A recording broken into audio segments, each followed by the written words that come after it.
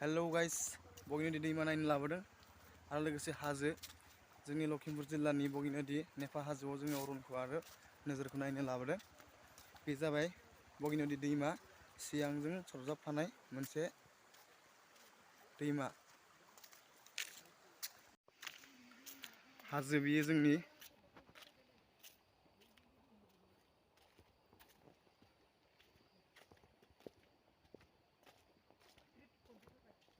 Oh, मैदेर ओंखारगोन दङ नै जोंना बाबानि खिया बाबाया इयानो थायो खाथियावनो गणेश बाबानि जानानै दिहुनना दोननाय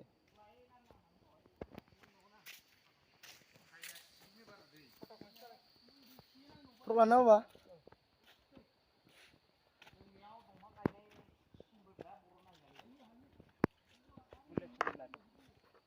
बे अरुण बाबा जोंनि हाजोआ माबायदि हाजो हाजोनि समायना महरखौ रावबो बासिनो हाया दा बिनि गेजेराव आरो समायनासिन दं माने सारि सारि दंफां रिथि रिथा दंफां बे दंफांनि जितु सिं सिं हाबनानै जितु जि गरम जोङो गरम जाबोदोंमोन जों बे लामा ससेयाव बेयाव हाबनाय लोगो लोगो ओरैबायदि जितु जोंनि गरम गुदुं जानाय बे गुदुङा बे सिंनि जितु नेचारेल बार बे बारा जोंखौ ओरैबायदि गोजोन होदों माने देहानि गासैबो माबाखौनो सुग्लाय होदों आरो थिग फन फैदों आं एसे फन रायलायग्रोनि हेल' बे आं हाजो सिङावसो दंफैयोबा नै जेनथेन मोनसेल' नांनानै दं नैबे बिफां लाइफां सारि सारि जोबोद समायना सोमखोर खोबाय थालाय हाजो सिं थांबाय दं गणेश बाबाया बोरैबा ओंखारफ्लांबाबो जेबो दा खालामसै सम मोनबाय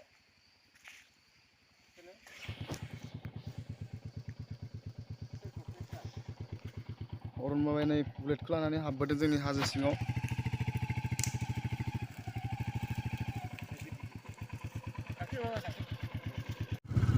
नेचारेल बायदि नुखायो नेचारेलानो आरो माने सोरबा सासे दुखुथिया सुबुङा माने बिदियाव हाबसनफैबाथाय दुखु दाहाखौ माने बावगोमायो आरो सोमखोर हायेन बुब्लियाव हाबबोला निजनि देहाखौ माने दुखु दाहानिफ्राय बावसोमनानै देहाखौ माने गोजोन खालामनो हायो आरो जोबोद गिदिर गिदिर सेन लांना सायोलै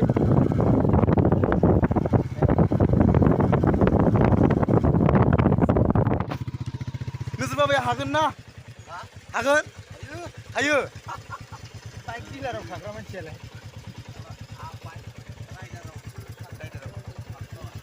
दा जोंना रोसिया जोबबाथाय माजों बुख'गोन दैजों सोनांसिगोन जोङो जोबा जारलासो जागोनलै सान्दुं गोसायाव एफा सिङाव हाबबोनानै जुदि जोङो बाइकखौ नारनांगौबा बाबा मा जागोन बियो बहुत गिदिर समस्या जागोन आरो समस्या ना हाग्रायाव जोङो हाग्रानि बुस्थु मोननो हागौ नाथाय पेट्रल जाथिय बुस्थुखौ हाग्रा सिङाव मोननाय नङा जुदि हाग्रायाव फैनायाव जोङो पेट्रल जोबोबा बे जोंनि गिदिर गोरोन्थि जागोन आरो सानथ्र'हायै सानथ्र'हायै गोरोन्थि जाम्बानिफ्राय सय जागोन माने होनबा बिनिखायनो जोङो जाय बाइकआ पेट्रल नांगोन खारबाय थानो आरो बेखौ लोगोसे पेट्रलाथ' दैलि नांगोन ओमफ्राय माखासे बुस्थुआ सार्भिसिं बुस्थुआ बे गावबागाव टाइम मथे जों सार्भिसिं खालामनांगोन खिन्थु दैलिनि जिहेतु जोङो जेरै जानाय जायो बे गारि गुरायाबो मोनसे गावनि गोनांथि बुस्थु दं बेनो जाबाय पेट्रल बुस्थुखौ जोङो हदाय रेडि दोननांगोन गोथौ जायगायाव थाङोब्ला बिदिनो अरनबारियाव थाङोब्ला बा पेट्रल गैयै जायगाखौ मिथिखानानै जोङो बेसेबां नोंहा केपासिटि दं बे केपासिटि मथे जों पेट्रलखौ सोनानै मोनफैनाय बेबायदि जाहाथे खैफोद जाया बेखौ जोङो सानखानानै लानाया मोजां जागौमोन नाथाय जोंना माखासे गंसे बाइकआ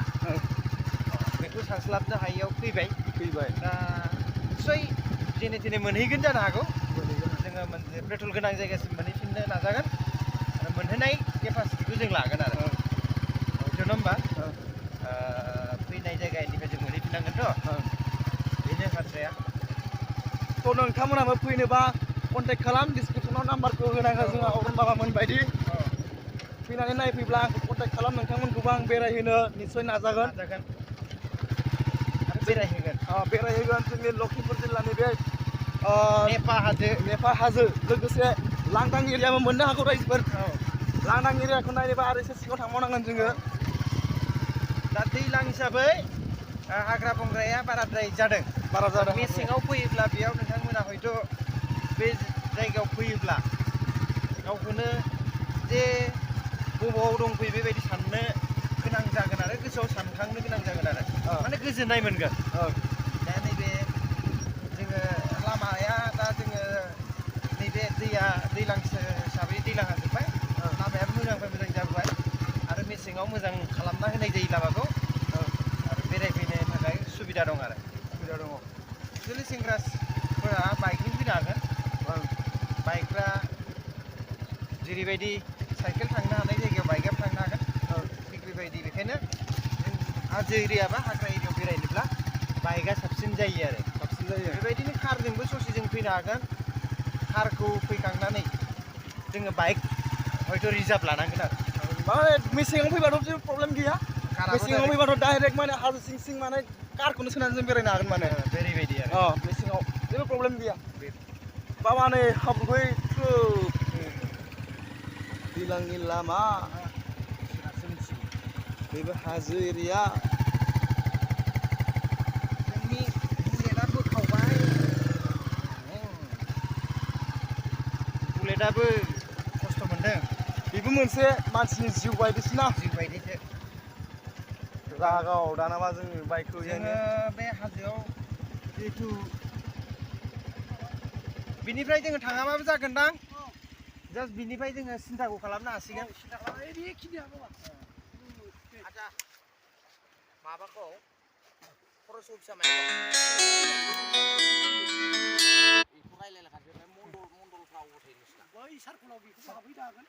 बेनो जादों जोंनि हाजो एरिया दैमा बगिनदि दैमा बियो सिमेन्ट सापरि सानजार नोगोरनिफ्राय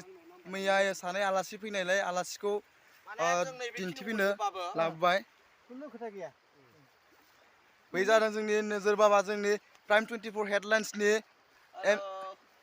इनचार्ज माने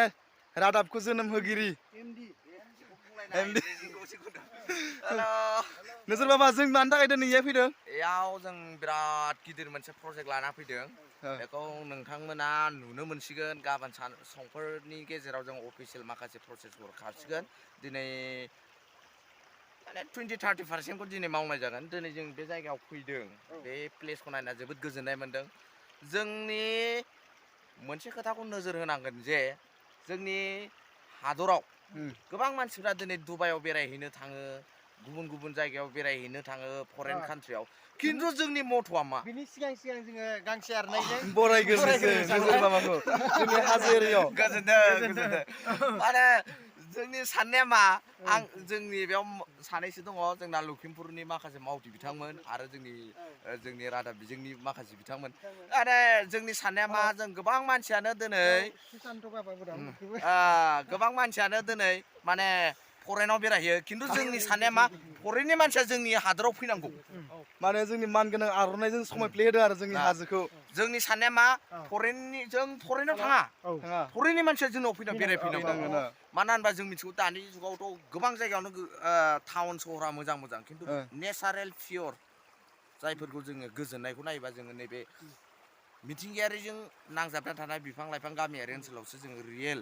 गोजोननायखौ मोननो हायो बेखायनो जोङो लखिमपुर जायगायाव माने गुबुन गुबुन जायगानि मानसिफ्रा गोबां खोथा सोलोंनांगौ दं बेनिखायनो सोलोंफैनो थाखाय माने आश्रय होनो थाखाय जों नैबे जायगा प्रजेक्टखौ लादों दिनै नोंथांमोना 1-1.5 बोसोरनि गेजेराव बेखौ नुनो मोननाय जागोन आरो बे मोनसे जोबोद गिदिर टप जोंनि लखिमपुर डिस्ट्रिक्टआव टुरिजम प्लेस खालामनाय जागोन जों बेखौ बे थांखि लानानै जों दिनै सार्भे खालामनाय जादों गोजोन्थों